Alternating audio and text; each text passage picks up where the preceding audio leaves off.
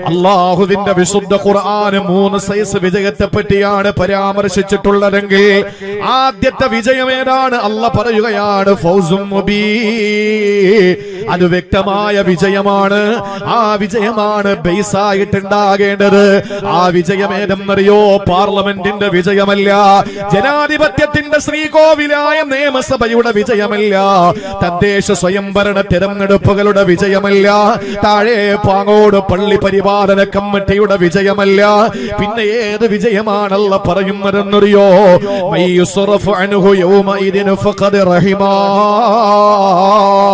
കത്തിയാളുന്ന ഭീകരമായ ബീഭത്സമായ കഠിനമായ കഠോരമായ അല്ലാഹുവിന്റെ നാരകീയ ശിക്ഷയിൽ നിന്ന് ആരെയാണോ അകറ്റപ്പെടുന്നത്, ആരെയാണോ പടച്ചതമ്പുരാന് ദൂരോട്ട് മാറ്റി നിർത്തുന്നത്, ഫരീഖുൻ ഫിൽ ജന്നാ വഫരീഖുൻ ഫിസ്സഈർ. അല്ലാഹു രണ്ടു തരം പൗരന്മാരെ സൃഷ്ടിച്ചിട്ട് നാളെ പരലോകമെന്ന മഹ്ശറ. അല്ലാഹുവിന്റെ കോടതിയുടെ പ്രത്യേകത എന്തെന്നറിയോ? അവിടെ വക്കീലുമാരില്ല, അഡ്വക്കേറ്റുമാരില്ല. അവിടെ ഉള്ളത് സാക്ഷികളാണ്, പ്രതികളാണ്, വാദികളാ. അവിടെ ഏറ്റവും വലിയ നീതിന്യായ കോടതിയാണ്. അവിടെ കൈക്കൂലി വാങ്ങിയിട്ട് അവിടെ ഏതെങ്കിലും നിലയിലുള്ള അനീതിയുടെ ഏതെങ്കിലും വിധികളെ പുറപ്പെടുവിക്കുന്ന കോടതികളല്ല. ആ കോടതി ആരുടെ കോടതിയാ? സർവലോക സംവിധായകനായ, സർവലോക സംരക്ഷകനായ, സർവാധിപതിയായ, സർവഗുണ സമ്പൂർണനായ, സർവലോകത്തിന്റെ സൃഷ്ടാവായ, സർവലോക സൃഷ്ടിസ്ഥിതി സംഹാരകർത്താവായ അല്ലാഹു റബ്ബുൽ ഇസ്സത്തിന അവിടുത്തെ ജഡ്ജി. എന്റെ സഹോദര സഹോദരി, ആ ജഡ്ജിയുടെ മുമ്പിലേക്ക് നമ്മൾ എത്തപ്പെടുമ്പോൾ അവിടെ രണ്ടു തരം പൗരന്മാരെ പടച്ചതമ്പുരാ തരംതിരിക്കുമ്പോ, ഒരു ചാൺമുകളിൽ കത്തിജ്വലിച്ചു നിൽക്കുന്ന അരുണന്റെ കിരണമേറ്റുകൊണ്ട് ചെമ്പുത്തറ താപം കൊണ്ട് പറക്കുമ്പോ ആര് സഹായത്തിനില്ലാത്ത മഹ്ശറാവന സഭ. അവിടെ പ്രിയപ്പെട്ടവരെ അല്ലാഹു പറയുകയാണ്, ആ ദിവസത്തിൽ ആരാണോ തെറ്റിക്കപ്പെടുന്നത്, ആരെയാണോ റൂട്ട് തിരിച്ചുവിടുന്നത്, എവിടെ നിന്നാണ്? ഫഖദ് റഹിമാ. അല്ലാഹു റബ്ബുൽ ഇസ്സത്തിന്റെ കാരുണ്യത്താ നരകത്തിൽ നിന്ന് ആരെയാണോ പടച്ചതമ്പുരാ വഴി തെറ്റിച്ചു വിടുന്നത്. വദാലികൽ ഫൗസുൽ മുബീൻ. അത് തന്നെയാണ് വ്യക്തമായ വിജയമെന്ന് വിശുദ്ധ ഖുർആൻ. അതുകൊണ്ട് സഹോദരങ്ങളെ, ഖുർആനിലെ ഫൗസുൻ മുബീൻ എന്ന വ്യക്തമായ വിജയമെന്ന ആ നരകത്തിൽ നിന്ന് മോചിപ്പിക്കപ്പെടുന്ന ഒരു വിജയത്തെ പറ്റി അൻആമിലല്ലാതെ പറഞ്ഞിട്ടില്ല. ഈ രണ്ടാമത് അല്ലാഹു പറഞ്ഞതെന്തെന്നറിയോ? അത് ഫൗസുൻ കബീറാണ്. അത് വൻ വിജയമാണ്. ഏറ്റവും വ്യക്തമായ വിജയമെന്ന നരകമോചന കഴിഞ്ഞാലുള്ളത് വൻ വിജയമാണ്. അതിന് പറയുന്നത് ഫൗസുൻ കബീർ എന്നാണ്. അത് സൂറത്തുൽ ബുറൂജിൽ അല്ലാഹു തആല പഠിപ്പിക്കുകയാ, ഇന്നല്ലദീന ആമനൂ വഅമിലുസ് സാലിഹാത്ത് ലഹും ജന്നാത്തുൻ തജ്രി മിൻ തഹ്തിഹൽ അൻഹാർ ദാലികൽ ഫൗസുൽ കബീർ. ആ വിജയം ഏതാണെന്നറിയോ? അത് അല്ലാഹുവിന്റെ സ്വർഗമുണ്ടല്ലോ, തസ്നീമിന്റെ സൽസബീലിന്റെ സ്വർഗമുണ്ടല്ലോ, കൈകൊണ്ട് തൊട്ടാ പൊട്ടിച്ചിരിക്കുന്ന മണിവീണ കമ്പികളുടെ നാഥം കൊണ്ട് മുഖരിതമായ അല്ലാഹുവിന്റെ സ്വർഗമുണ്ടല്ലോ. ആ സ്വർഗത്തിലേക്ക് ഒരു മനുഷ്യനെ ആനയിക്കപ്പെടല. പെങ്ങളെ, ഒരു കണ്ണ് കണ്ടിട്ടില്ലാത്ത നയനാനന്ദകരമായ, ഒരു കാത് കേട്ടിട്ടില്ലാത്ത കർണാനന്ദകരമായ, ഒരു ഹൃദയത്തിന്റെ അടിത്തട്ടിൽ ഇന്ന് വരെ ഉദിക്കാത്ത ഹൃദ്യമായ സ്വർഗമുണ്ടല്ലോ. ആ സ്വർഗത്തിലേക്ക് ആരെയാണോ മാടി വിളിക്കപ്പെടുക, ആരെയാണോ ക്ഷണിക്കപ്പെടുക, ആരെയാണോ പടച്ചതമ്പുരാന്റെ റിളവാൻ എന്ന മലക്ക് ക്ഷണിച്ചു കൊണ്ടുപോവുക, ആ മനുഷ്യന്റെ വിജയത്തിന്റെ പേരാണ് ഫൗസുൻ കബീർ. അല്ലാഹ് പറയുകയാണ്, അത് വൻ വിജയമാണ്. സഹോദരങ്ങളെ, ഫൗസുൻ മുബീൻ എന്ന ഒന്നാമത്തെ വിജയം നരകമോചനമെങ്കിൽ രണ്ടാമത്തേത് ഫൗസുൻ കബീറാണ്. അത് വൻ വിജയമാണ്. അത് അല്ലാഹുവിന്റെ സ്വർഗത്തിലേക്കുള്ള പ്രവേശനമാണ്. അവിടെയും ഒരു സത്യവിശ്വാസിയുടെ വികാരമടങ്ങുന്നില്ല. പ്രിയപ്പെട്ട താഴെ പാങ്ങോടുകാരാ, എന്നെ കേൾക്കുന്ന കല്ലറക്കാരാ, പുലിപ്പാറക്കാരാ, താഴെ പാങ്ങോടുകാരാ, പ്രിയപ്പെട്ടവരെ, നരകത്തിൽ നിന്ന് രക്ഷപ്പെടലോ സ്വർഗത്തിൽ പ്രവേശിക്കലോ അല്ല നമ്മുടെ ലക്ഷ്യം. അതൊന്നുമല്ല. നരകത്തിൽ നിന്ന് രക്ഷപ്പെടുന്നതേ നമ്മുടെ ലക്ഷ്യമല്ല. സ്വർഗത്തിൽ പ്രവേശിക്കുക പ്രവേശിക്കപ്പെടുന്നതേ നമ്മുടെ ലക്ഷ്യമല്ല. ഇത് രണ്ടും നമ്മുടെ ലക്ഷ്യത്തിലേക്കുള്ള മാർഗങ്ങൾ മാത്രമാണ്. നമ്മുടെ ലക്ഷ്യമേതാണ് അറിയുമോ പെങ്ങളെ? നമ്മുടെ ലക്ഷ്യമേതാ? ഇവിടെ ചില ആളുകൾ സുജൂദ് ചെയ്യുന്നത് സ്വർഗം വാങ്ങാനാ, അത് മാർഗം മാത്രമാണ്. ഇവിടെ ചില ആളുകൾ മദ്യപാനത്തിൽ നിന്ന് പലിശയിൽ നിന്ന് മാറുന്നത് നരകത്തെ പേടിച്ചിട്ടാ, അത് മാർഗമാണ്, ലക്ഷ്യമല്ല. നമ്മുടെ ലക്ഷ്യമേതെന്നറിയോ? അതാണ് ഫൗസുൻ അലീം. വിശുദ്ധമായ ഖുർആനില് 6 സ്ഥലങ്ങളിൽ അല്ലാഹു തആല പരിചയപ്പെടുത്തിയ വിജയത്തിന്റെ പേരേതെന്നറിയോ? അൽ ഫൗസുൽ അലീം. അത് ഉന്നതമായ ഏറ്റവും വലിയ മഹാവിജയമാണ്. ആ വിജയത്തിലേക്ക് നമുക്ക് പോകണ്ടേ? അത് സ്വർഗത്തിലേക്ക് പ്രവേശിക്കലോ നരകത്തിൽ നിന്ന് രക്ഷപ്പെടലോ അല്ല. ആ ഫൗസുൻ അലീമിലേക്ക് നമ്മൾ എത്തപ്പെടുന്നത് ഏതാണ് വിജയത്തിന്റെ ആ ലക്ഷ്യമെന്നറിയോ? അതാണ് ഏറ്റവും വലിയ ലക്ഷ്യം, ഫൗസുൻ അലീമാണ്.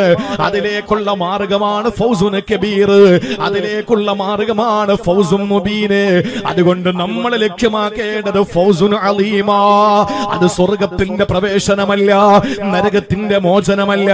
പിന്നെയോ നമ്മൾ ഇന്ന് വരെ കാണാത്ത, നമ്മളാക്കി മാറ്റിയ, നമ്മളെ സൃഷ്ടിച്ച് പരിപാലിക്കുന്ന, സംരക്ഷിക്കുന്ന, അവസാന സംഹരിക്കുന്ന, ഒരു ചെന്നായ്ക്കൽക്കും നമ്മളെ വലിച്ചെറിഞ്ഞു കൊടുക്കാത്ത, നമ്മുടെ ഹൃദയത്തിന്റെ തുടിപ്പറിയുന്ന, നമ്മുടെ ഹൃദയത്തിന്റെ ചലനമറിയുന്ന, നമ്മുടെ വാരിയല്ല് കൊണ്ട് മൂടപ്പെട്ട ഹൃദയാന്തരാളങ്ങളിലുള്ള ഗതിവിഗതികൾ അറിയുന്ന, നമ്മുടെ എല്ലാ സങ്കടങ്ങൾ ഉണ്ടാകുമ്പോൾ ഏത് സങ്കടക്കടലിൽ നമ്മൾ മുങ്ങിത്താണ് പോയാൽ ഒരു കച്ചിത്തുരുമ്പ് തന്നിട്ട് കേറിക്കോ എന്ന് പറഞ്ഞ് നമ്മളെ രക്ഷപ്പെടുത്തി സന്തോഷത്തിന്റെ പാരമ്പര്യയിലെത്തിക്കുന്ന, സന്തോഷത്തിന്റെ രഥത്തിലേറ്റിയിട്ട് നമ്മളെ ചുറ്റിക്കറക്കുന്ന, കല്ലിടുക്കിലെ പുൽക്കൊടിക്ക് പോലെ കുടിനീര് കൊടുക്കുന്ന, പാതിരാത്രിയുടെ നിശബ്ദതകളിൽ ഇരുളിന്റെ ചുരുളില് കറുത്ത പാറക്കൂട്ടങ്ങളുടെ ഇടയിലൂടെ എഴഞ്ഞു നീങ്ങുന്ന ചെറിയ ഉറുമ്പിൻ കൂട്ടങ്ങൾക്ക് പോലും ഭക്ഷണം കൊടുക്കുന്ന, ആകാശത്തിന്റെയും ഭൂമിയുടെയും സംവിധായകനായ,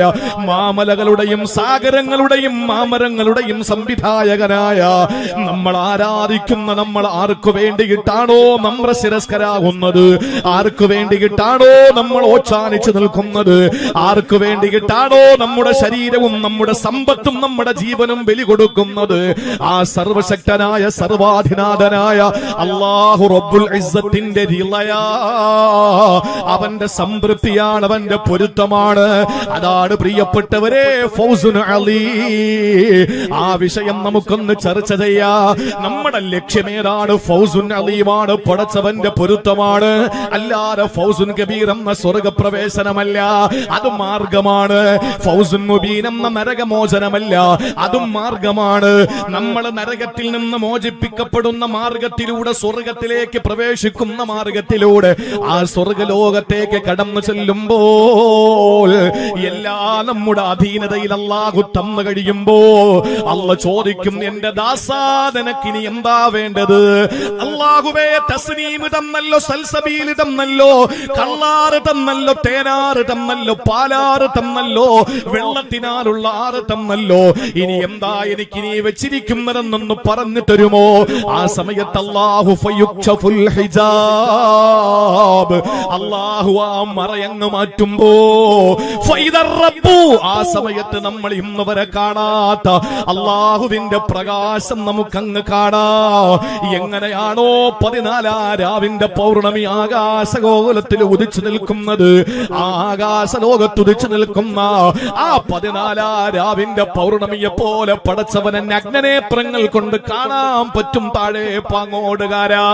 അതാണ് അല്ലാഹു പറഞ്ഞ ഫൗസുൻ അലീം. അതിനെന്താ നമ്മൾ ചെയ്യേണ്ടത്? അല്ലാഹു അതിനുള്ള എല്ലാ തടസ്സങ്ങളും മാറ്റി പടച്ചതമ്പുരാന്റെ സംതൃപ്തി കരസ്ഥമാക്കുന്ന യഥാർത്ഥ സാലിഹീങ്ങളിൽ നമ്മളെ അല്ലാഹു ചേർക്കട്ടെ. തൽക്കാലം ഇന്ന് 6 കാര്യങ്ങൾ ഇൻഷാ അല്ലാഹ് വളരെ വളരെ ചുരുക്കി 6 കാര്യങ്ങൾ വിശദീകരിക്കേണ്ടത് മാത്രം വിശദീകരിച്ചുകൊണ്ട് നമുക്ക് പറയാം. അതിൽ ഒന്നാമത്തെ കാര്യം ഫൗസുൻ അലീം എന്ന് പറയുന്ന ആ വലിയ വിജയം, മഹാവിജയം, അത് കരസ്ഥമാക്കാൻ നമ്മൾ ചെയ്യേണ്ടത് എന്തെന്നറിയോ? ഒന്നാമതായിട്ട് സൂറത്തുൻ നിസാ 13ാമത്തെ സൂക്തത്തിൽ അല്ലാഹു തആല പറഞ്ഞു. സൂറത്തുൻ നിസാ, എന്റെ സഹോദരിമാരെ കേട്ടോളിൻ, സൂറത്തുൻ നിസാ എന്താ? സൂറത്തുൽ റിജാൽ എന്ന് പറയുന്ന ഒരു അധ്യായം അള്ളാഹുവിന്റെ വിശുദ്ധ ഖുർആനിന്റെ 114 അധ്യായങ്ങളിലും കാണാൻ കഴിയില്ല. സൂറത്തുർ റിജാൽ, സൂറത്തുൻ നിസാ ഉണ്ട്. എന്തിനാ സൂറത്തുൻ നിസാ? അത് സൂറത്തുൽ കൗസർ പോലെയോ അല്ലെങ്കിൽ സൂറത്തുൽ ഇഖ്ലാസ് പോലെയോ സൂറത്തുൽ ഫലക് പോലെയോ സൂറത്തുൽ നാസ് പോലെയോ ഒരു ചെറിയ മൈനർ സൂറത്തല്ല. അത് വലിയ സൂറത്താണ്. അത് വലിയ അധ്യായങ്ങളിൽ പെട്ടതാണ് സൂറത്തുൻ നിസാ. ആ സൂറത്തുൻ നിസായിൽ അല്ലാഹു തആല പറയുന്നത് നിങ്ങളുടെ അവകാശങ്ങളെ പറ്റിയ. എന്തെങ്കിലുമൊക്കെ വായി തോന്നുന്നത് വിളിച്ചു പറയുന്ന എംബോക്കികൾക്ക് വല്ലതും അറിയോ? ഇസ്ലാം സ്ത്രീകൾക്ക് സ്വാതന്ത്ര്യം കൊടുക്കുന്നില്ല. വാഴക്കുല വെട്ടിയിട്ട് ചാക്കിനകത്താക്കിയിട്ട് ഏതോ ഒരു മരത്തിന്റെ ചില്ല ഒടിച്ച് അതിനകത്ത് വെച്ചിട്ട് തിരികത്തിച്ചു വെച്ചിട്ട് കൊല പഴുപ്പിക്കാൻ വെക്കുന്നത് പോലെ മുസ്ലിം പെണ്ണിനെ പർദ എന്ന് പറയുന്ന ചാക്കിനകത്ത് അടച്ചിട്ടു എന്ന് രാപ്രസംഗം നടത്തുന്ന കവലപ്രസംഗം നടത്തുന്ന കവല തൊഴിലാളികൾക്കറിയോ? ഏറ്റവും വലിയ അധ്യായങ്ങളിൽ ഒരു അധ്യായം സൂറത്തുൻ നിസാ. എന്തിനാ സൂറത്തുൻ നിസാ അല്ലാഹു തആല അവതരിപ്പിച്ചത്? സ്ത്രീകളുടെ അവകാശങ്ങളെ പറ്റി പറയാൻ, സ്ത്രീകളുടെ സുരക്ഷിതത്വത്തെ പറ്റി പറയാൻ, സ്ത്രീകൾക്ക് കിട്ടേണ്ട മാന്യമായ പരിചരണത്തെയും പരിരക്ഷയും പറ്റിയിട്ട് പറയാൻ, അവർക്ക് ഇസ്ലാം കൊടുക്കുന്ന സ്വാതന്ത്ര്യത്തെ പറ്റിയിട്ട് വാചാലമാകാൻ ഒരു അധ്യായം അല്ലാഹു തആല അവതരിപ്പിച്ചു. എന്നാ മീശയും പിരിച്ച് നെഞ്ചും പിരിച്ച് നടക്കുന്ന ഈ പുരുഷന്മാരെ പറ്റി അവരുടെ അവകാശങ്ങൾ പറയാൻ ഒരു സൂറത്തുർ റിജാൽ കാണിച്ചു തരാൻ പറ്റുമോ? പറ്റില്ല. സൂറത്തുൻ നിസാ നിങ്ങളുടെ അവകാശങ്ങൾ പറയാൻ വേണ്ടിയിട്ട് അള്ളാഹു മാറ്റിവെച്ചതാ. ആ അധ്യായത്തിന്റെ 13ാമത്തെ ആയത്തിൽ എന്താ അള്ളാഹു പറയുന്നതെന്നറിയോ? അനന്തരാവകാശ സ്വത്ത് വീതിച്ചു കൊടുക്കുന്നതിനെ പറ്റിയാണ്. അനന്തരാവകാശ സ്വത്ത് വീതിച്ചു കൊടുക്കുന്നതിനെ പറ്റി ഞാനൊരു കാര്യം കൃത്യമായി പറയാം. പള്ളികൾക്ക് യാതൊരു കുറവുമില്ല, നിസ്കാരത്തിന് യാതൊരു കുറവുമില്ല. ഞാൻ വരുമ്പോ എന്റെ കൂടെ ഉള്ളവരും പറഞ്ഞു, കഴിഞ്ഞ വർഷത്തെ അത്ര അങ്ങോട്ട് പൊലിമയില്ലല്ലോ സദസ്സിന്. കഴിഞ്ഞ വർഷം എന്തോരം ആളായിരുന്നു. അപ്പൊ ഞാൻ ചിന്തിച്ചു, ഇനിയിപ്പോ വർഷങ്ങൾ കഴിയും തോറും ഇങ്ങനെ ആളുകൾ കുറഞ്ഞു കുറഞ്ഞു വരുന്നതാണോ? അപ്പൊ എന്നെ വിളിക്കാൻ വേണ്ടി വന്ന സംഘാടകർ പറഞ്ഞു എല്ലാവരും നിസ്കാരത്തിലാന്ന് പറഞ്ഞു. ശരിയാണ്, അൽഹംദുലില്ലാഹ്. ഇനി വളരെ തുച്ഛമായ 10ഓ 15ഓ കസേരകൾ ഒഴിഞ്ഞു കിടപ്പുണ്ട് ഈ ഭാഗത്ത്. അവിടെ ഒരു 10-15 കസേര ഒഴിഞ്ഞു കിടക്കാൻ. ഉസ്താദിന് ശബ്ദ അലർജി ആയതുകൊണ്ട് മൂലയ്ക്ക് പോയിരിക്കുന്നത്. ഇൻഷാ അല്ലാഹ് അത് ഒരു കാവലായിട്ട് അവിടെ ഇരുന്നോട്ടെ ഇൻഷാ അല്ലാഹ്. ഇവിടെ ഇരിക്കാൻ പറഞ്ഞവൻ പറഞ്ഞു പ്രശ്നമാണ്, എവിടെയെങ്കിലും ഇരുന്ന് കേട്ടാൽ മതി. ഉസ്താദിന്റെ കാര്യം എല്ലാം പൊതുവെ പറയാം. ഉസ്താദിനെ സംബന്ധിച്ചിടത്തോളം ഉസ്താദിനെ അറിയുന്ന കാര്യം നമ്മൾ പ്രസംഗിക്കുന്നത്. ഏതായാലും അള്ളാഹു നമ്മളെയൊക്കെ അനുഗ്രഹിക്കട്ടെ. നമ്മുടെ ഈ ബന്ധങ്ങളെയും അള്ളാഹു താല നിലനിർത്തി തന്നെ അനുഗ്രഹിക്കുമാറാവട്ടെ. നമ്മുടെ സുഹൃത്തുക്കൾ ഉസ്താദുമാരല്ലേ കസേര റാഹത്തല്ലേ? എല്ലാ ഉസ്താദുമാരും ഷഫീഖ് ഉസ്താദ് വന്നേ, ഷഫീഖ് ഉസ്താദ് വന്നേ. ഉസ്താദ് എന്റെ ഈ യാസർ ഉസ്താദിനെ ഞാൻ കാണുന്നതിന് മുമ്പേ ഞാൻ കണ്ടു തുടങ്ങിയതാണ്. ഞാൻ 1ാം ക്ലാസ് മുതൽ സ്കൂളിൽ 1ാം ക്ലാസ് മുതൽ എന്ന് പോലാണോ അരനിക്കറിടാൻ തുടങ്ങിയത് അന്ന് മുതലുള്ള പരിചയമാണ് ഷഫീഖ് ഉസ്താദും ഞാനും. അപ്പൊ ഇൻഷാ അല്ലാഹ് വരട്ടെ. ഉസ്താദുമാരെയൊക്കെ ഇവിടെ കൊണ്ടിരുത്തി. ഖുൽ ഹൽ യസ്തവില്ലദീന യഅലമൂന വല്ലദീന ലാ യഅലമൂൻ. വിശുദ്ധ ഖുർആൻ പറയുന്നുണ്ട് എല്ലാവരും ഒരുപോലെയല്ല. നിങ്ങളൊക്കെ വിഐപികളാണ്. ഇരിക്കുന്ന എല്ലാ ജമാഅത്തിന്റെ ഭാരവാഹികളും ജമാഅത്തിന്റെ അംഗങ്ങളും ഇരിക്കുന്ന മൊത്തം ആളുകളും വിഐപികളാ. പക്ഷേ ഈ ഇരിക്കുന്നവരൊക്കെ വിവിഐപികളാ. അതുകൊണ്ട് തന്നെ അള്ളാഹ് പറഞ്ഞതാ. അപ്പൊ അതുകൊണ്ട് ഇൻഷാ അല്ലാഹ് ഒരു ചെറിയ പരിഗണന എല്ലാ ഉലമാക്കൾക്കും കൊടുക്കണം. വരുന്ന ഉസ്താദുമാർ, ഞാൻ ഇവിടെ നിന്ന് കാണാൻ പറ്റില്ല, ഒത്തിരി ദൂരത്തിൽ ആളിരിക്കുന്നത് കൊണ്ട് എല്ലാ ഉസ്താദുമാരെയും സംഘാടകർ നേരെ പൊക്കി ഇവിടെ കൊണ്ടുവയ്ക്കണം ഇൻഷാ അല്ലാഹ്. അല്ലാഹു ബറക്കത്ത് ചെയ്യട്ടെ. അനന്തരാവകാശ സ്വത്ത് ഞാൻ പറഞ്ഞു വന്നത്, നിസ്കാരത്തിന് കുറവില്ല, നോമ്പിന് കുറവില്ല, ഇഫ്താറുകൾക്ക് കുറവില്ല, ഒരു കാര്യങ്ങൾക്കും കുറവില്ല. ഇപ്പോ ഏത് വിഷയത്തിലാ കുറവെന്നറിയോ? ദിക്റുകൾക്ക് കുറവില്ല. എല്ലാ ആളുകളുടെ നോക്കിയാലും ഒരു കൗണ്ടർ ഇങ്ങനെ കയ്യിൽ കാണും. എപ്പോഴും ചൊല്ലിയാ നടക്കുന്നത്.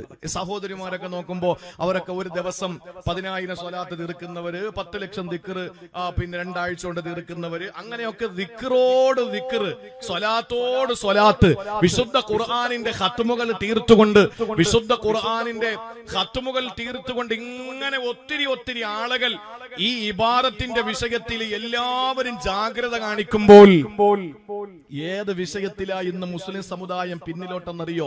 ഒരൊറ്റ കാര്യത്തില്. നിങ്ങൾ ചിന്തിക്കാൻ വേണ്ടി ഞാൻ പറയാൻ, വിമർശിക്കുകയല്ല ഞാൻ കുറ്റപ്പെടുത്തുന്നതല്ല, ചിന്തിക്കാൻ വേണ്ടിയിട്ട് ഞാൻ പറയുന്നതാണ്. ഇബാദത്തിന്റെ വിഷയത്തിൽ ഇന്ന് വളരെ തുച്ഛമായ ചില ആളുകൾ അന്തിക്കടയിൽ ആള് കൂടിയതുപോലെ കുറഞ്ഞ ആളുകൾ ജുമയ്ക്കും വഖത്തുകൾക്കും റോഡരികിലൊക്കെ നിൽക്കുന്നുണ്ട്. അവര് ആഫ്റ്റർ കോവിഡിൽ അവർക്കുണ്ടായ ഈമാനികമായ ബലക്ഷയത്തിന്റെ പേരിൽ അവർക്കുണ്ടായ അല്ലെങ്കിൽ ഏതോ നിരീശ്വരവാദികൾ അവരെ പിടികൂടിയിട്ട് എന്തിനാണ് ഇതൊക്കെ എന്ന് ചോദിച്ചതിന്റെ പേരിലൊക്കെ സംഭവിച്ചു പോയ ചില കുറച്ചിലുകൾക്കപ്പുറത്ത് പ്രിയപ്പെട്ട സഹോദരങ്ങളെ, അള്ളാഹുവിന്റെ തൗഫീഖ് കൊണ്ട് പള്ളികളൊക്കെ വിപുലമാക്കിക്കൊണ്ടിരിക്കുകയാണ്. പള്ളിയൊക്കെ നവീകരിച്ചുകൊണ്ടിരിക്കുക. പള്ളി പൊളിച്ചിട്ട് പുറകിലോട്ട് ഇറക്കുന്നു, മുകളിലോട്ട് കയറ്റുന്നു, വലത്തോട്ട് ഇറക്കുന്നു, ഇടത്തോട്ട് ഇറക്കുന്നു. ഇങ്ങനെയൊക്കെ അങ്ങോട്ടും ഇങ്ങോട്ടും പള്ളി വലുതാക്കുന്നു.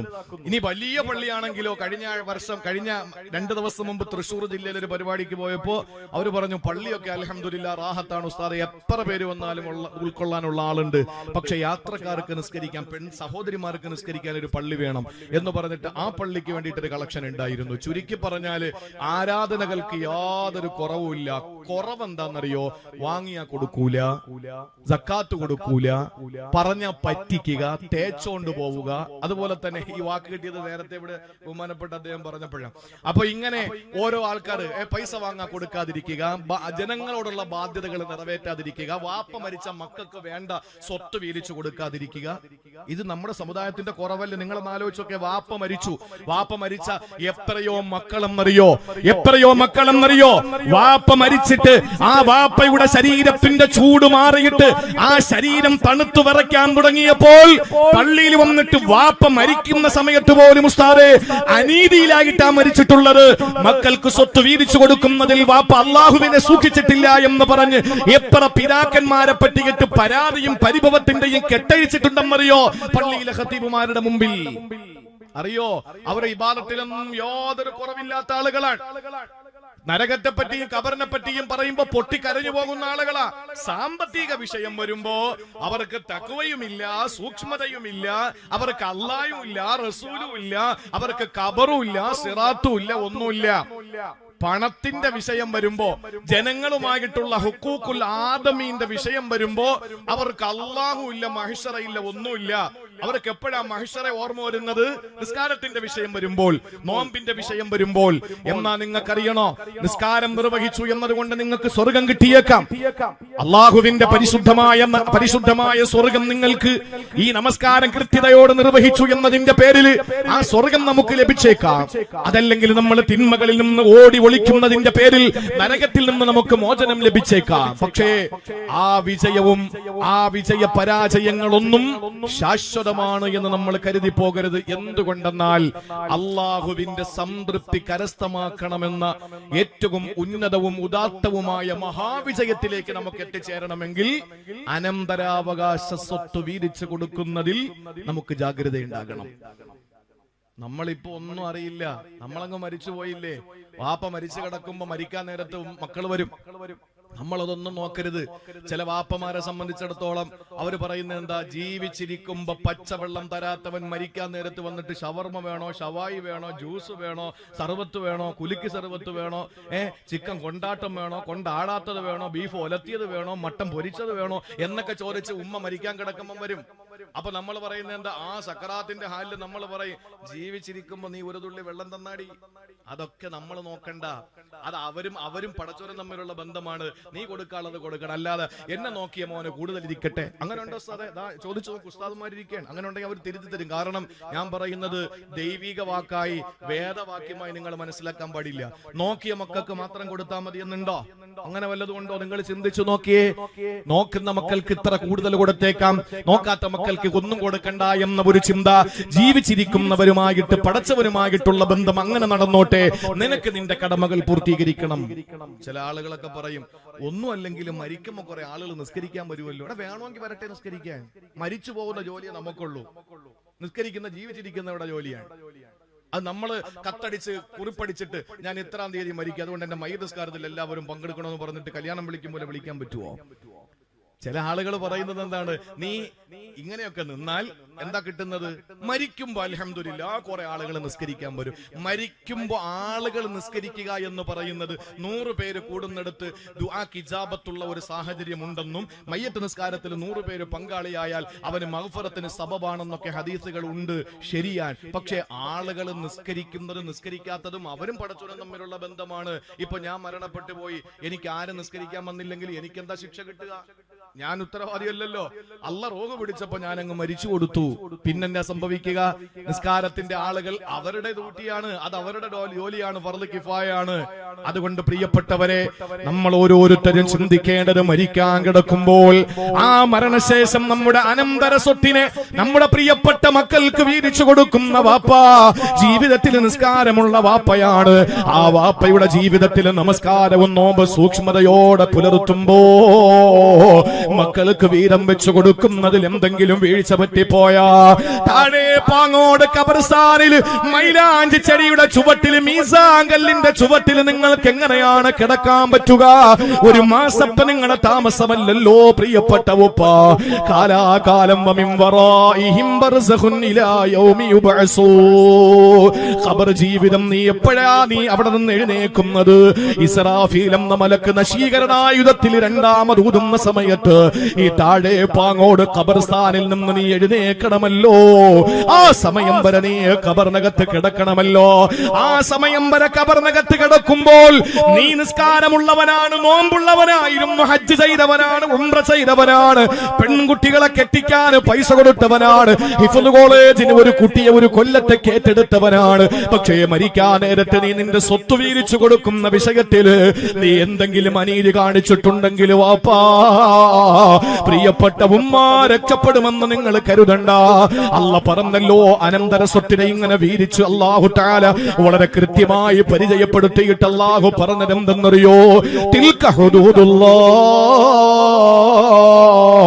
ഇത് പടച്ചവന്റെ ബൗണ്ടറിയാണ്, ഇത് അല്ലാഹുവിന്റെ പരിധിയാണ്, ഇത് അല്ലാഹു വെച്ച നിബന്ധനയാണ്, അല്ലാഹു വെച്ച നിങ്ങൾക്ക് വേണ്ടി നിർമ്മിച്ചിട്ടുള്ള പടച്ചതമ്പുരാനെ കാണിച്ചു തന്നിട്ടുള്ള ഒരു വ്യക്തമായി വരുത്തിയിട്ടുള്ള പടച്ചതമ്പുരാന്റെ തീരുമാനത്തിന്റെ അതിരുകളാണിത്.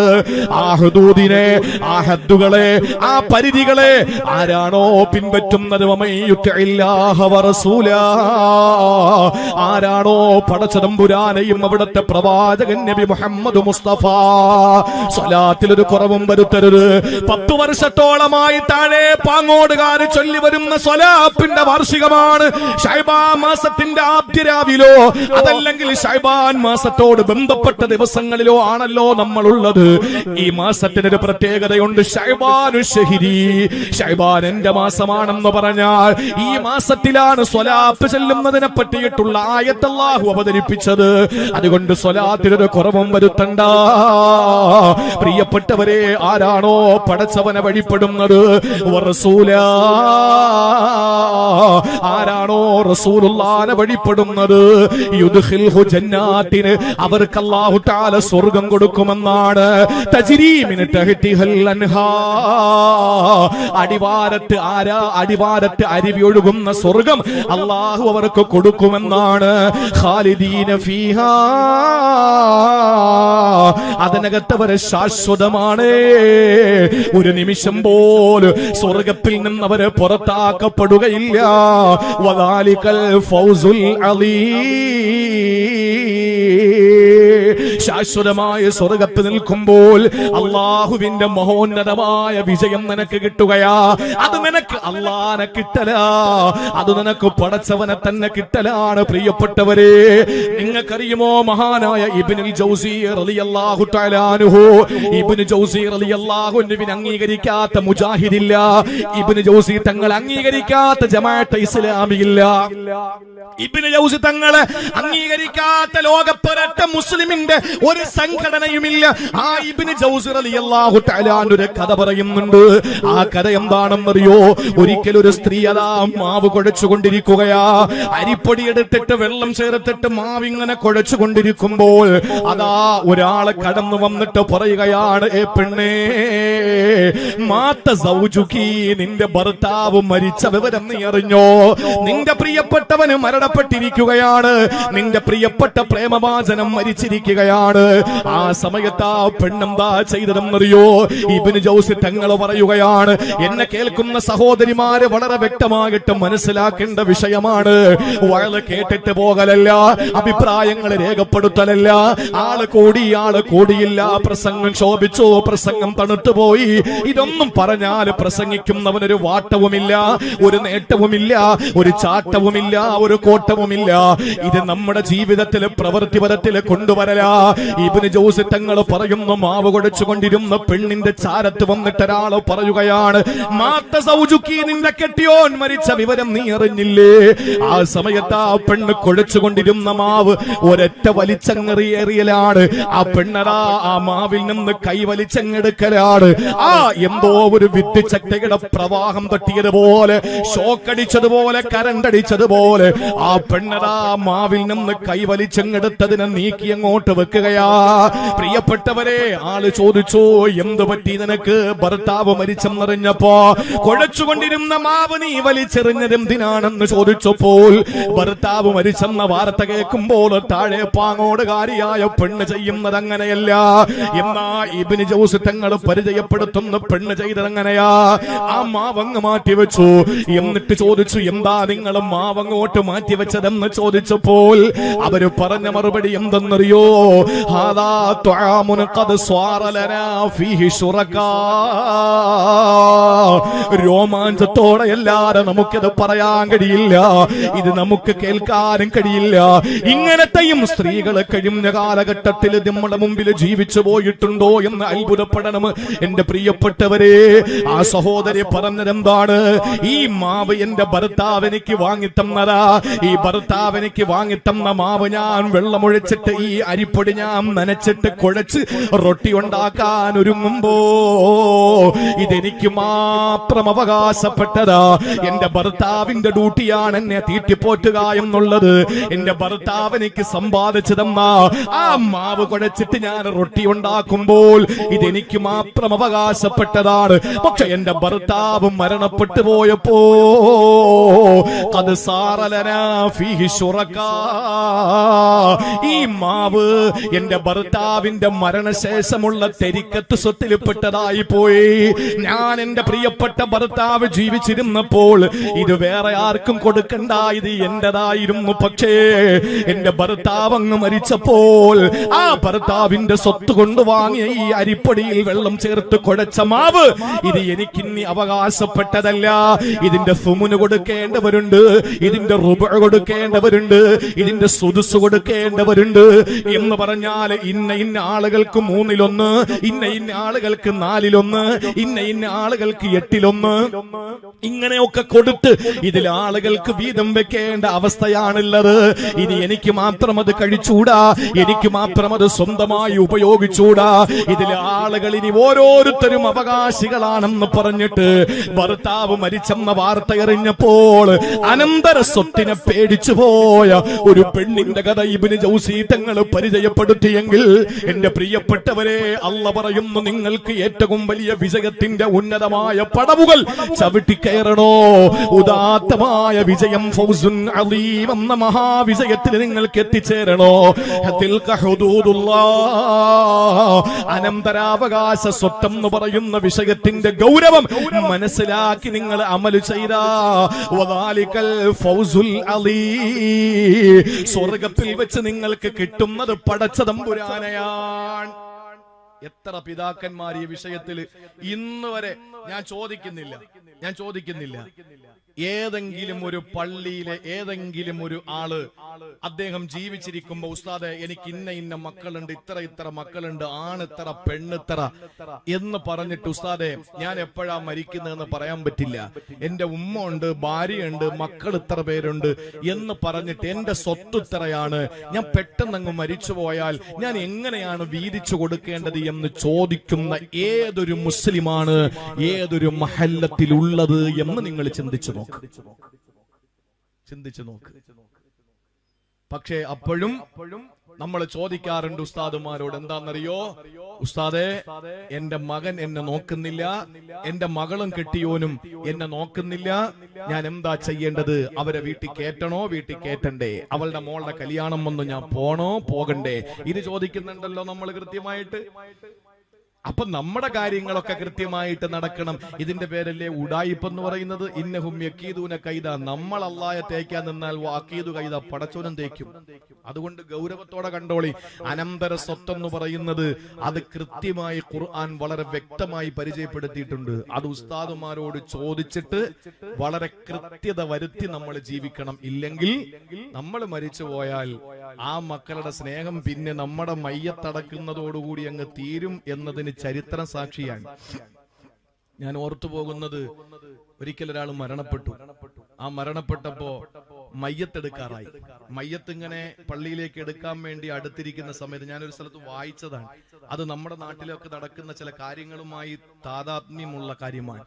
ആ മയ്യത്തെടുക്കാൻ വേണ്ടിയിട്ട് മയ്യത്ത് കട്ടിലേക്ക് എടുത്ത് കിടത്തിയിട്ട് സന്തൂക്കിലേക്ക് എടുത്ത് കിടത്തിയിട്ട് പള്ളിയിലേക്ക് ഇങ്ങനെ മയ്യത്ത് എടുക്കാൻ വേണ്ടി ഒരുങ്ങുമ്പോ ഒരാൾ പെട്ടെന്ന് അവിടെ വന്നിട്ട് പറഞ്ഞു, അടക്കാൻ വരട്ടെ, ഇയാൾ എനിക്ക് 2 ലക്ഷം രൂപ തരാനുണ്ട്, ആ പൈസ തരാതെ മയ്യത്തടക്കാൻ ഞാൻ സമ്മതിക്കൂല, ഞാൻ സമ്മതിക്കില്ല. ആകെ വിഷയമായി. പലരും പറഞ്ഞു നോക്കി, പറഞ്ഞു നിങ്ങൾ ഖബറിൽ കൊണ്ടുവച്ചോ, പക്ഷെ ഞാൻ പുറത്തു കൊടുക്കൂല. ഈ ഖബറിലേക്ക് ഇദ്ദേഹത്തെ ഇറക്കുന്ന സമയം മുതൽ ഭീമാകാരമായ ശിക്ഷയായിരിക്കും അയാളെ നേരിടാൻ പോവുക. അതുകൊണ്ട് ആരെങ്കിലും തരട്ടെ, മക്കളുണ്ടല്ലോ, ആൺമക്കളുണ്ട്, പെൺമക്കളുണ്ട്. വാപ്പ മരിച്ച് മയ്യത്ത് പള്ളിയിലേക്ക് കൊണ്ടുപോകുന്നു എന്നറിഞ്ഞപ്പോൾ നിലവിളിച്ച് ഒരു കയ്യിലൊരു തോറത്തുമുണ്ടെടുത്ത് പൊട്ടി കണ്ണു പൊട്ടിയിട്ട് കരഞ്ഞ് ജനങ്ങളുടെ മുമ്പിൽ ഒരു അഭിനയമോ അല്ലാത്തയോ ആയിട്ടൊരു കരച്ചിലുമായിട്ട് വരുന്ന ഒരു മകൻ വടക്ക് ഭാഗത്തുള്ള കതക് തുറന്നിട്ട് ഒരൊറ്റ ഓട്ടം. 2 ലക്ഷം രൂപ വാപ്പ കൊടുക്കാനായിട്ട് ഒരാൾ വന്ന് നിൽക്കുകയല്ലേ, അത് ഞാൻ കൊടുക്കണം, ചേട്ടൻ കൊടുത്തോട്ടെ എന്ന് പറഞ്ഞിട്ട് ചേട്ടൻ തെക്ക് ഭാഗത്തെ വാതിൽ പൊത്ത് ഒരൊറ്റ ഓട്ടം. 3 മക്കൾ, ആ മക്കള് 3 ഭാഗത്തൂടെ ഒരൊറ്റ ഓട്ടം ഓടി. അവസാനം സ്ത്രീകളുടെ ഭാഗത്ത് നിശബ്ദത. ആ സഹോദരന്റെ മകള് കയ്യിലും കാതിലും ഒക്കെ കിടന്ന സ്വർണം വലിച്ചൂരിയിട്ട് കൊണ്ടുവന്നിട്ട് അദ്ദേഹത്തിന്റെ കയ്യിൽ കൊടുത്തിട്ട് പറഞ്ഞു, എന്റെ പൊന്നു സഹോദര, എന്റെ വാപ്പയുടെ മയ്യത്തടക്കാൻ നിങ്ങൾ സമ്മതിക്കണം. ഇതെത്ര ഉണ്ടെന്ന് എനിക്കറിയില്ല, പക്ഷെ എന്റെ കയ്യിൽ ഇതേ ഉള്ളു തരാൻ. എന്റെ വാപ്പയുടെ മയ്യത്ത് ഇനിയും ഇരുന്നാൽ നാറാൻ തുടങ്ങും, അത് ജനങ്ങളുടെ ഇടയിൽ ചർച്ചയാകും. എന്റെ വാപ്പ നിങ്ങൾക്ക് തരാനുള്ള പൈസ എത്രയാണോ ഇത് വിറ്റിട്ട് നിങ്ങൾ എടുത്തിട്ട് ബാക്കിയുണ്ടെങ്കിൽ നിങ്ങൾ തന്നോ, കുറവുണ്ടെങ്കിൽ ഞാൻ എങ്ങനെയെങ്കിലും തന്നേക്കാം, ഇപ്പൊ ഇതേ ഉള്ളൂ, നിങ്ങൾ അനുവദിക്കണമെന്ന് പറഞ്ഞു. ആ മനുഷ്യൻ ചിരിച്ചു. എല്ലാവരും സ്തബ്ധരായി, പരിഭ്രമചിത്തരായി, വിഷാദവിഷണ്ണരായി, വ്യാകുല വിഹ്വലരായി, സംഭീതരായി മരണ വീട്ടിൽ നിൽക്കുമ്പോ വടക്ക് ഭാഗത്തുകൂടി ചാടിപ്പോയ മോനെയും തെക്ക് ഭാഗത്തൂടെ ചാടിപ്പോയ മറ്റൊരു മോനെയും ഒക്കെ ഓർത്തിട്ട് ജനങ്ങൾ അതും ഇതും പറയാൻ തുടങ്ങി നിൽക്കുമ്പോ ഈ പെണ്ണിനെ പറ്റി എന്തായാലും അവൾ അങ്ങനെ ചെയ്തല്ലോ, നല്ല പെണ്ണല്ലേ, നല്ല മോളല്ലേ എന്നൊക്കെ പറഞ്ഞു നിൽക്കുമ്പോൾ താൻ തന്റെ ബാഗിൽ നിന്ന് 2 ലക്ഷം രൂപ എടുത്തിട്ട് ആ മകളുടെ കയ്യിലേക്ക് അങ്ങ് കൊടുത്തു. എന്നിട്ട് പറഞ്ഞു, നിന്റെ വാപ്പ എനിക്കല്ല തരാനുള്ളത്, ഞാൻ നിന്റെ വാപ്പയ്ക്കാ കൊടുക്കാനുള്ളത്. ഞാൻ ഒരിക്കൽ ഈ പൈസയുമായിട്ട് അദ്ദേഹത്തെ സമീപിക്കുമ്പോൾ അദ്ദേഹം എന്നോട് പറഞ്ഞു, എന്റെ മക്കൾക്ക് വേണ്ടതൊക്കെ ഞാൻ കൊടുത്തിട്ടുണ്ട്, അവർക്കെല്ലാം വീതിച്ചു കൊടുത്തിട്ടുണ്ട്, ഒരാൾക്ക് ഞാൻ കുറവ് വരുത്തിയിട്ടില്ല. പിന്നെ ഈ 2 ലക്ഷം രൂപ അത് എന്റെ പൈസയാണ്, അത് ശേഷം എനിക്ക് ജീവിക്കാൻ വേണ്ടി ഞാൻ മാറ്റിവെച്ചതാ, അത് നിനക്കൊരാവശ്യം വന്നപ്പോ ഞാൻ തന്നിരുന്നു, ഇനി നീ എനിക്കിപ്പോ തരേണ്ട ആവശ്യമില്ല, നിന്റെ കാര്യം നടക്കട്ടെ, ഇനി തരണം. എപ്പോഴെന്നറിയോ, ഞാൻ മരിക്കുന്ന ദിവസം എന്റെ വീട്ടിൽ നീ പൈസയുമായിട്ട് വരണം. എന്നിട്ട് നീ ഈ ഒരു രീതിയിൽ നീ അവരോട് പറയണം, എനിക്ക് പൈസ തരാനുണ്ട് എന്ന് നീ പറയണം, നിനക്ക് ഞാൻ തരാനുണ്ടെന്ന് പറയണം. അന്ന് നല്ല മനസ്സോടെ എന്റെ മക്കളിൽ ആരാണ് നിനക്ക് പൈസ തരാമെന്ന് ഏൽക്കുന്നത്, അവനിത് കൊടുത്തേക്ക്, ജീവിച്ചോട്ടെ എന്ന് പറഞ്ഞു. 2 മക്കളും 2 ഭാഗത്തൂടെ ഓടിപ്പോയി. ആ പ്രിയപ്പെട്ട മകള് കാതിലും കയ്യിലും കഴുത്തിലും കിടന്ന എല്ലാ സ്വർണവും ആഭരണങ്ങളും വലിച്ചൂരിയിട്ട് കൊണ്ടു കൊടുത്തപ്പോൾ വാപ്പ നരകത്തിൽ ശിക്ഷിക്കപ്പെടാൻ പാടില്ല, വാപ്പയ്ക്ക് നാളെ പടച്ചവനെ കിട്ടണമെന്ന ഒരു ചിന്തയോടെ കൊണ്ടു കൊടുത്ത ആ പ്രിയപ്പെട്ട മകൾക്ക് ആ പൈസ കൊടുത്തിട്ട് സന്തോഷത്തോടെ മയ്യത്തിനോടൊപ്പം അദ്ദേഹം നടന്നുപോയി എന്ന് പറയുന്നു. നിങ്ങളൊന്ന് ആലോചിച്ച് നോക്കിയേ, ഇങ്ങനത്തെ മക്കൾ നമ്മുടെ നാട്ടിലില്ലേ? മയ്യത്ത് കൊണ്ടുവച്ചിട്ട് ഉസ്താദ്, ഞാനൊരു പള്ളിയിലെ ഇമാമാണ്, ഇപ്പൊ നിൽക്കുന്ന 11 വർഷം കൊണ്ട് നിൽക്കുന്ന പള്ളിയിൽ ഈ മരണവും പ്രസവവും ഒന്നും ഇല്ലാത്തത് കൊണ്ട്, കാരണം അത് മഹല്ലാണ്, ഒരു ജുമാ നടക്കുന്ന സ്ഥലമാണ്, ജമാഅത്ത് അല്ലാത്തത് കൊണ്ട് ഇങ്ങനെ ഒരു അവസ്ഥയിൽ എനിക്ക് ഉണ്ടാകാൻ പറ്റിയിട്ടില്ല. ഇപ്പോ താഴെപ്പാങ്ങോടായാലും അതുപോലെ തന്നെ വേറെ ഏത് മഹല്ലത്തായാലും മയ്യത്ത് കൊണ്ടുവച്ചാൽ പണ്ട് മുതലേ നടന്നു വരുന്ന ഒരു മാമൂലുണ്ട്, ഒരു ആചാരമുണ്ട്. എന്താണെന്നറിയോ? മയ്യത്തുമായി ബന്ധപ്പെട്ട് മാനസികമായി ആരെയെങ്കിലും വേദനിപ്പിച്ചിട്ടുണ്ടെങ്കിൽ നിങ്ങൾ വിട്ടുപുറത്ത് മാപ്പാക്കി കൊടുക്കണം. എന്തെങ്കിലും സാമ്പത്തിക ഇടപാടുകൾ ഉണ്ടെങ്കിൽ മക്കളുമായിട്ട് ബന്ധപ്പെടണം. എന്തായി മരിക്കുന്നവരെ കാത്തുനിന്ന് ജീവിച്ചിരിക്കുമ്പോൾ കൊടുത്തുകൂടായിരുന്നു?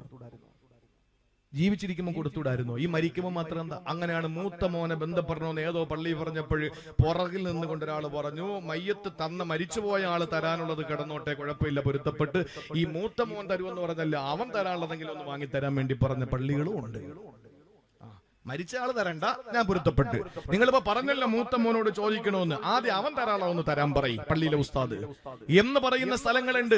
ഞാൻ ചോദിക്കട്ടെ, കാശ് കടം വാങ്ങിയിട്ട് കൊടുക്കാതെ മുങ്ങി നടന്നിട്ട് എവിടെയെങ്കിലും നിന്ന് ഇടിവെട്ടി മരിച്ചു പോകുമ്പോ പൊതിഞ്ഞെടുത്ത്, ഞാൻ അങ്ങനെ തന്നെ പറയുന്ന പള്ളി കൊണ്ടുവച്ചിട്ട് ഈ പാവപ്പെട്ട ഇമാമിനെ കൊണ്ട് ഏത് മയ്യത്ത് നിങ്ങൾ നോക്ക്, മയ്യത്തിന്റെ ആദാബ് പറയുമ്പോ ഒരാൾ ഇങ്ങനെ ഓടി വന്നിട്ട് ചെവിയിൽ ഇങ്ങനെ എന്തോ പറയുന്നത് കേൾക്കാം. എന്താ പറയുന്നത്? അപ്പൊ ഉടനെ ഉസ്താദ് പറയും, സാമ്പത്തിക ഇടപാടുകൾ വല്ലതും ഉണ്ടെങ്കിൽ അദ്ദേഹത്തിന്റെ മക്കളെ സമീപിക്കുക. അതെന്തേ അങ്ങനെ എന്തിനാ നമ്മൾ കുറവ് വരുത്തുന്നേ? അത് നമ്മൾ ആദ്യമേ കൊടുത്തു വിടേണ്ട കാര്യമല്ലേ? അപ്പൊ ചോദിക്കും, മരിക്കുന്ന ആരെങ്കിലും നേരത്തെ അറിയോ എന്ന്? ഇല്ല, അത് നേരത്തെ തന്നെ ബന്ധുക്കളെയൊക്കെ ഓർമ്മപ്പെടുത്തിയിരിക്കണം, കൃത്യമായി ഒന്ന് എഴുതി വെക്കണം. ഏറ്റവും വലിയ ആയത്തേതാണ്? ഏറ്റവും വലിയ ആയത്തേതാണ്? നിസ്കാരത്തെ പറ്റിയല്ല, നോമ്പിനെ പറ്റിയല്ല, സക്കാത്തിനെ പറ്റിയല്ല, ഹജ്ജിനെ പറ്റിയല്ല, റമദാനെ പറ്റിയല്ല, റബീഉൽ അവ്വലിനെ പറ്റിയല്ല, തിരുനബിയുടെ ഉദയത്തെ പറ്റിയിട്ടല്ല, തിരുനബിയുടെ അസ്തമയത്തെ പറ്റിയിട്ടല്ല, തിരുനബിയുടെ റിസാലത്തിനെ പറ്റിയിട്ടല്ല, തിരുനബിയുടെ നുബുവത്തിനെ പറ്റിയിട്ടല്ല. അല്ലാഹുവിന്റെ വിശുദ്ധ ഖുർആനിലെ ഏറ്റവും വലിയ ആയത്തേതാണ്? ഒരൊറ്റ പേജുള്ള ആയത്തേതാണ്. ആ ആയത്തേതാണെന്ന് ചോദിച്ചാൽ ഇവിടെ ഇരിക്കുന്ന ഉലമാക്കൾ എല്ലാവരും ഏകകണ്ഠമായിട്ട് പറയുന്നത് അത് ഖുർആനിനെ പറ്റി പറഞ്ഞതല്ല, ഖുർആൻ നിബിധങ്ങളെ പറ്റി പറഞ്ഞതല്ല, അത് കടം വാങ്ങുന്നതും തിരിച്ചു കൊടുക്കുന്നതും കടം വാങ്ങുമ്പോൾ നമ്മൾ ചെയ്യേണ്ട കാര്യങ്ങളെ പറ്റിയിട്ട് വിശദീകരിക്കുന്ന ആ വിഷയങ്ങളെ പറ്റി പ്രതിപാദിക്കുന്ന ആയത്താണ്.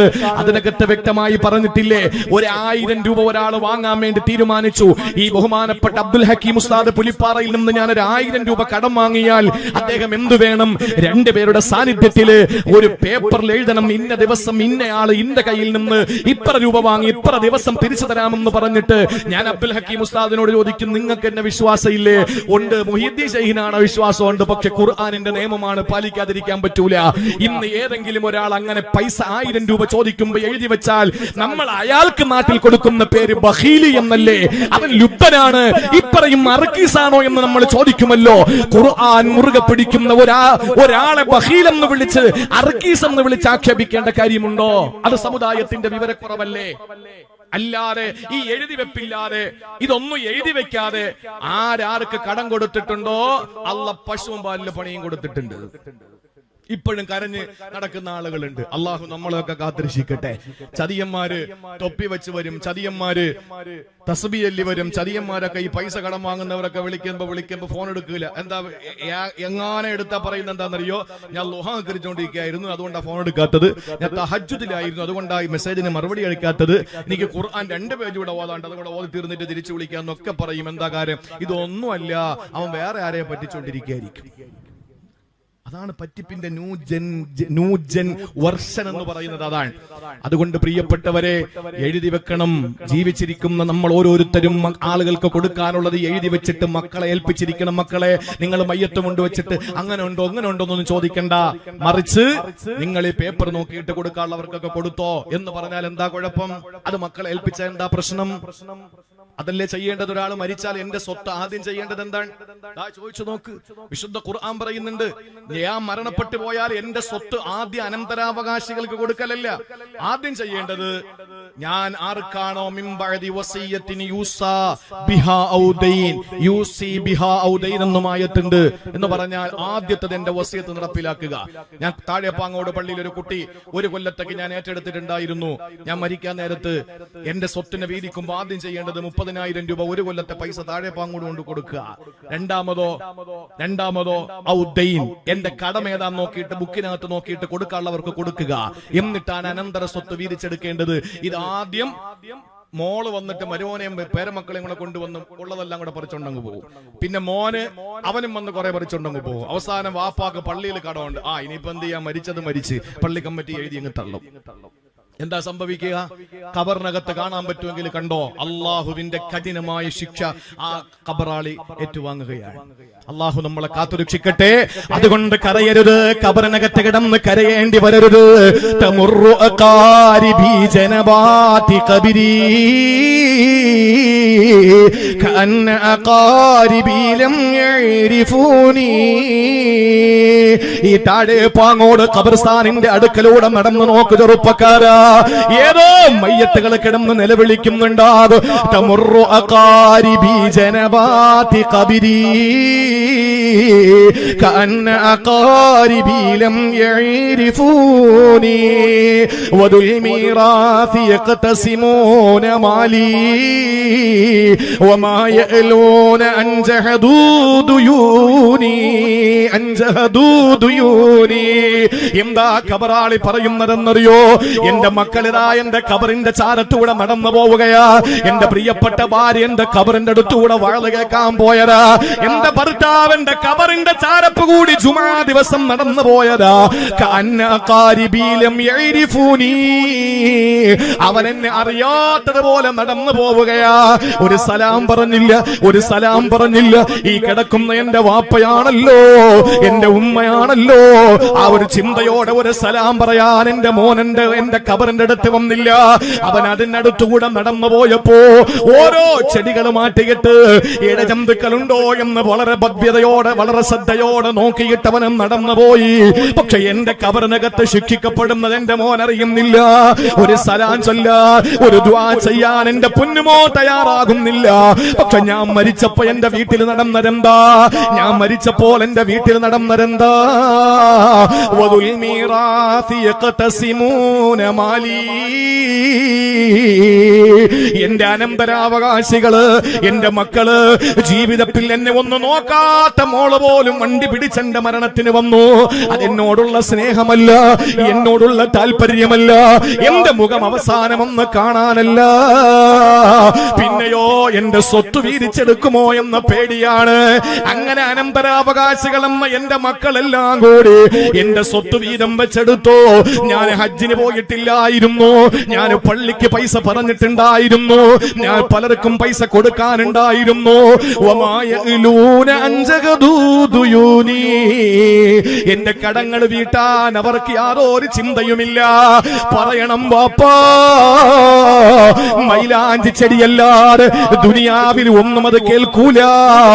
നടന്നു പോകുന്ന ഇഴജന്തുക്കൾ, നടന്നു പോകുന്ന കാലിമൃഗങ്ങള്, ഇഴഞ്ഞു പോകുന്ന ഇഴജന്തുക്കള്, പറന്നുയരുന്ന പറവക്കൂട്ടങ്ങള്, ഇതെല്ലാം അത് കേൾക്കുന്നുണ്ടാകും. പക്ഷെ മനുഷ്യരും ജിന്ന് വിഭാഗവും കേൾക്കില്ല എന്ന് ത്വഹാ നബി മുഹമ്മദ് മുസ്തഫ. ആ നിലയിൽ ഖബറിനകത്ത് കിടന്ന് നിലവിളിക്കണോ സഹോദരാ? അതുകൊണ്ട് നമ്മളെ ജീവിതത്തിൽ നമ്മൾ ചെയ്യേണ്ടതൊക്കെ ചെയ്തു വെച്ചിട്ട് പോകണം. നമ്മൾ കൊടുക്കാനുള്ളത് കൊടുത്തിട്ട് പോകണം. അതാണ് ഒന്നാമത്തെ കാര്യം. അള്ളാഹുവിന്റെ അടുക്കൽ ചെന്ന ഉന്നതമായ മഹത്തായ വിജയത്തിന്റെ ഉന്നതമായ ശ്രീലാളിതയായി നമുക്ക് മാറാൻ കഴിയണോ? അതിൽ ഒന്നാമതായി ചെയ്യേണ്ടത് അനന്തര സ്വത്ത് വീതിച്ചെടുക്കലാണ്. അള്ളാഹു തൗഫീഖ് തരട്ടെ. ഇനി രണ്ടാമത്തെ കാര്യം ഏതെന്നറിയോ? ചുരുക്കി ഞാൻ പറയുകയാണ്. ഇനി രണ്ടാമതായി നമ്മൾ ചെയ്യേണ്ടത്, അള്ളാഹുവിന്റെ വിശുദ്ധമായ ഖുർആൻ നമ്മളോട് പറയുന്നു, അള്ളാഹുവിന്റെ മാർഗത്തിൽ ധനം ചെലവഴിക്കുക. രണ്ടാമതായിട്ട് ഫൗസുൻ അലീം എന്ന് പറയുന്ന മഹാവിജയം നമുക്ക് കിട്ടണമെങ്കിൽ നമ്മൾ എന്തു വേണം? വിശുദ്ധ ഖുർആൻ പറയുന്നു, നീ അള്ളാഹുവിന്റെ മാർഗത്തിൽ സമ്പത്ത് ചെലവഴിക്കുക. നബിയും സഹാബാക്കളും അള്ളാഹുവിന്റെ ദീനിനു വേണ്ടിയിട്ട് സമ്പത്ത് ചെലവഴിച്ച ഒരു രംഗം വിശുദ്ധ ഖുർആൻ പറയുന്നുണ്ട്. ആ സമ്പത്ത് ചെലവഴിച്ച, ഇവിടെ ഞാൻ അഭിമാനത്തോടുകൂടി 40 പേരെ ഹജ്ജിന് ഉംറയ്ക്ക് വിട്ട ഒരു സഹോദരൻ, എനിക്ക് അദ്ദേഹം ആരാന്നറിയില്ല. ഞാൻ ഇമാമിനോട് ചോദിച്ചു, എനിക്ക് പിരിക്കാൻ വേണ്ടിയിട്ടൊന്നുമല്ല കേട്ടോ, ഞാൻ ചോദിച്ചു മൂപ്പര് ആരാ, എനിക്ക് പരിചയമില്ല എന്ന് ഞാൻ പറഞ്ഞപ്പോ അദ്ദേഹം പറഞ്ഞു, ഞാൻ 1.5 മാസമായോണ്ട് ഇവിടെ വന്നിട്ട് എനിക്ക് അറിഞ്ഞൂടാ. അല്ലേ, 1.5 മാസമല്ലേ? പിന്നെ ആരോട് ചോദിക്കാന്? ആരോടെങ്കിലും ചോദിച്ചാൽ വിചാരിക്കും ഇനിയിപ്പൊ ഞാൻ പ്രത്യേകമായി പിടിച്ച, എനിക്ക് അങ്ങനെ മുതലാളിമാരെ കാണുന്ന സ്വഭാവമില്ല, എനിക്ക് ദുനിയാവിൽ ഒരു മുതലാളിമാരെയും പരിചയമില്ല. ഈ നാട്ടിലെ ഏറ്റവും വലിയ മുതലാളി എനിക്ക് പരിചയമുള്ള അബ്ദുൽ ഹക്കീം ഉസ്താദ. അതവിടെ ഞാൻ പോവാറുണ്ട്, മരിച്ചിനി പുഴുങ്ങി തരാറുണ്ട്, കരിക്കടത്ത് തരാറുണ്ട്, പിന്നെ ഇടയ്ക്ക് മുയലോ കിളിയോ ഒക്കെ തന്നു, ചെടിയും തരാറുണ്ട്. അല്ലാതെ എനിക്ക് ഒരു മുതലാളിമാരുമായിട്ട് ഒരു ബന്ധവുമില്ല, ഞാൻ കണ്ടിട്ടില്ല, എനിക്ക് അറിയില്ല. അദ്ദേഹം നോക്കിയ 40 പേരെ വിശുദ്ധമായ ഉംറയ്ക്ക് വിട്ടിരിക്കുന്നു. ചില്ലറ കാര്യമാണോ? അദ്ദേഹത്തിന് വേണമെങ്കിൽ എന്തെല്ലാം പബ്ലിസിറ്റി ചെയ്യാം. അത്ഭുതം തോന്നാണ് ആ മനുഷ്യനെ. അള്ളാഹു അദ്ദേഹത്തിന്റെ ബിസിനസ്സിൽ ബറക്കത്ത് കൊടുക്കട്ടെ. എനിക്കറിയില്ല അദ്ദേഹം എന്ത് തൊഴിലാണ്, ഏത് നാട്ടുകാരനാന്ന് പോലും അറിയില്ല. അള്ളാഹു അദ്ദേഹത്തിന്റെ തൊഴിലിൽ അഭിവൃദ്ധി കൊടുക്കട്ടെ. അള്ളാഹു അദ്ദേഹത്തിന്റെ ബിസിനസ്സിൽ ഖൈർ കൊടുക്കട്ടെ. അള്ളാഹു നല്ല ലാഭവും നല്ല സന്തോഷവും അദ്ദേഹത്തിന്റെ കുടുംബത്തിന് നൽകി അനുഗ്രഹിക്കുമാറാവട്ടെ. അതൊക്കെ ഒരു മനസ്സാണ് സഹോദരങ്ങളെ, ഒരു മനസ്സാണ്. അങ്ങോട്ട് കൊടുക്കാൻ തോന്നുന്നുണ്ടല്ലോ, അതൊരു മനസ്സാണ്. അതെല്ലാവർക്കും അള്ളാഹു താല കൊടുക്കില്ല. ഒരു ഹദീസിൽ കാണാം, നിസ്കരിക്കുന്നവന്റെ അടുക്കൽ ഒരൊറ്റ ശൈത്താനേ വരുള്ളൂ, യുഖാലു ലഹു ഖൻസബ്. നമസ്കാരം നിർവഹിക്കുന്നവനെ ഫസാദാക്കാൻ വരുന്ന ശൈത്താന്റെ പേര് ഖൻസബ് എന്നാണ്. ബാത്റൂമിൽ ചെന്നാല്, ആ ടോയ്ലറ്റിലെ വാഷ്റൂമിൽ നമ്മൾ കയറുമ്പോ അവിടെ ചില കോപ്രായങ്ങൾ ഉണ്ടാക്കാൻ വേണ്ടിയിട്ട് ശൈത്താൻ വരും. അവിടെ വരുന്ന ശൈത്താൻ കപ്പിൽസാൻ, ആണും പെണ്ണുവാ, കെട്ടിയവനും കെട്ടിയോളുവാ. അതിന്റെ പേര് ഹുബുസ് ഖബായിസ് എന്നാണ്. അതിന് ചില ആളുകള് ആൺകൊതു പെൺകൊതു എന്നൊക്കെ പറയുന്നുണ്ട്. അത് എവിടെ നിന്ന് കണ്ടു പറയുന്നതെന്ന് വെച്ചാൽ അവർക്ക് അറിയുള്ളൂ, നമുക്കറിയില്ല. ഏതായിരുന്നാലും ഈ ആൺ പെൺ പിശാചുക്കള് ബാത്റൂമിൽ വരും. പിന്നെ കുളിക്കുന്ന കുളിപ്പുരയില് രണ്ടും രണ്ടാണല്ലോ. ടോയ്ലറ്റ് വേറെ, നമ്മൾ കുളിക്കുന്ന സ്ഥലം വേറെ. അത് മനസ്സിലാക്കണം. അപ്പൊ ആ കുളിക്കുന്ന സ്ഥലത്ത് വരുന്ന ശൈത്താന്റെ പേര്, അത് ചിലപ്പോ ഹൗലിലൊക്കെ വരും. കാരണം നമ്മൾ അശ്രദ്ധമായി വെള്ളം തുറന്നു വിട്ട് ഒതുവെടുക്കാൻ. വീട്ടിലാണെങ്കിൽ നമ്മൾ ഇങ്ങനെ വെള്ളത്തിൽ തൊട്ടിട്ട് ഇങ്ങനെ രോഗികളെ കുളിപ്പി തേക്കുന്നത് പോലെ തേച്ചിട്ടാ ഒതുവെടുക്കുക. ചില ആളുകൾ വെള്ളം ചെലവാവും, മോട്ടർ ഇടണമല്ലോ, വെള്ളം കമ്മിയാണ്, പ്രത്യേകിച്ച് ചൂട് കഠിനമായ സമയമാണ്. പള്ളിയിൽ വന്നാലോ, പള്ളിയിൽ ടാപ്പ് അങ്ങോട്ട് തുറക്കുമ്പോഴായിരിക്കും ഫോൺ വരിക. ഈ ഫോൺ സംസാരിച്ചുകൊണ്ട് നിൽക്കും, വെള്ളം പോയിക്കൊണ്ടിരിക്കും. പോകുന്നെങ്കിൽ പോട്ടെ, അള്ളാന്റെ വെള്ളമല്ലേ, ഇഷ്ടം പോലെ ഉണ്ടല്ലോ പള്ളിയിൽ എന്ന ഒരു ധാരണ ആണല്ലോ. ചില ആളുകളൊക്കെ ഈ വലിയ മാളിലൊക്കെ വരുമ്പോ, എയർപോർട്ടിലോ ഒക്കെ മാളിലൊക്കെ വാഷ്റൂമിൽ പോയിട്ട് വരുമ്പോ ഉണ്ടല്ലോ, കൈ ഒന്ന് ഈ വാഷ് ചെയ്തിട്ട് അത് ഉണക്കാൻ വേണ്ടി വന്ന് നിൽക്കുന്ന ക്യൂ കണ്ടാൽ സുബ്ഹാനല്ലാഹ്, ഒന്ന് ആലോചിച്ച് നോക്കിയേ. എടാ, വീട്ടില് ആഹാരം കഴിച്ചാൽ കൈ എഴുവാത്തോനാ, വീട്ടില് എന്തെങ്കിലും തിന്നാലോ തിന്നുന്നതിന് മുമ്പോ കൈ എഴുവാത്തവനാണ്. ഇവൻ മാളിലോ അല്ലെങ്കിൽ എയർപോർട്ടിന്റെ ഏതെങ്കിലും ഭാഗങ്ങളിലോ ഒക്കെ വന്നാൽ വാഷ് ചെയ്തിട്ട് പിന്നെ ഒരു സാധനത്തിലോട്ട് കയറ്റിട്ട് കൈ ഇങ്ങനെ ഉണക്കാൻ വേണ്ടി നിൽക്കുന്ന ഒരു രംഗമുണ്ട് മണിക്കൂറുകളോളം. പിന്നെ ചില ആളുകൾ ഈ പാല് കറക്കും പോലെ ആ ടിഷ്യൂ ഊരുന്നത്, അവനൊക്കെ കട നടത്തുന്നവരാണ്. അല്ലെങ്കിൽ വീട്ടിൽ അപ്പോഴൊക്കെ കട നടത്തുമ്പോഴല്ലോ ഇങ്ങനെ ടിഷ്യൂ എടുക്കുന്നത്. ഒരു ടിഷ്യൂ ഇങ്ങനെ എടുത്തിട്ട് ഇങ്ങനെ നോക്കി, എന്നിട്ട് ഇങ്ങനെ കൊടഞ്ഞ് ഒന്നുകൂടെ രണ്ടാമതൊന്നും കൊടുക്കൂല. കടയില് കട നടത്തുന്ന ആളുകളാണെങ്കിൽ ഇവരൊക്കെ എയർപോർട്ടിലും അതുപോലെ ഏതെങ്കിലും മാളിലൊക്കെ പോയി കഴിഞ്ഞാലുണ്ടല്ലോ, എന്തെങ്കിലുമൊക്കെ കൈയൊക്കെ കാലൊക്കെ കഴുകിയിട്ട് പെട്ടെന്ന് അത് തുടയ്ക്കാൻ വേണ്ടിയിട്ട് ടിഷ്യൂ എടുക്കുന്ന രംഗമുണ്ട്. ഇങ്ങനെ അങ്ങോട്ട് ഒരു സാമൂഹ്യ വിരുദ്ധരാണിത്. അത് ഒരിക്കലും ചെയ്യാൻ പാടില്ല. നമ്മൾ ആരാന്റെ മുതലിൽ സൂക്ഷ്മത കാണിക്കണം, ഇല്ലെങ്കിൽ പണി നമുക്ക് കിട്ടും പണി. അപ്പൊ ഞാൻ പറഞ്ഞു വന്നത്, എന്റെ പ്രിയപ്പെട്ട സഹോദരങ്ങളെ, ഒരു മനുഷ്യന് ബാത്റൂമിൽ കയറുമ്പോ ആ ബാത്റൂമിൽ വരുന്ന, അല്ലെങ്കിൽ ആ പിന്നെ കുളിക്കുന്ന സ്ഥലത്തും ഹൗലിന്റെ ഭാഗത്തൊക്കെ വരുന്ന ശൈത്താനും ഒരു ശൈത്താന, അവന്റെ പേര് യുഖാലു ലഹു വലഹാൻ. ആ ശൈത്താന്റെ പേര് വലഹാൻ എന്നാണ്. എന്നാൽ നിങ്ങൾക്കറിയോ, ഒരു മനുഷ്യൻ സദഖ കൊടുക്കുമ്പോൾ അവൻ ഒരു 10 രൂപ ആർക്കെങ്കിലും കൊടുക്കുന്നെങ്കിൽ അവന്റെ അടുക്കൽ വരുന്ന ശൈത്താൻ 70 ശൈത്താനാണ്. 70 ശൈത്താനാണ്. അപ്പൊ ഒന്ന് ആലോചിച്ച് നോക്കിയ ആ ഒരു വിഷയത്തിൽ എത്രത്തോളം ഒരു മനുഷ്യന് ആ സമ്പത്ത് വിനിയോഗിക്കുന്നതിൽ എത്രത്തോളം അവന്റെ മനസ്സങ്ങോട്ട് ഇളകിയാലേ കൊടുക്കുള്ളൂ എന്ന് നിങ്ങളൊന്ന് ചിന്തിച്ചു നോക്കിയേ. ആ വിഷയത്തിൽ താഴെ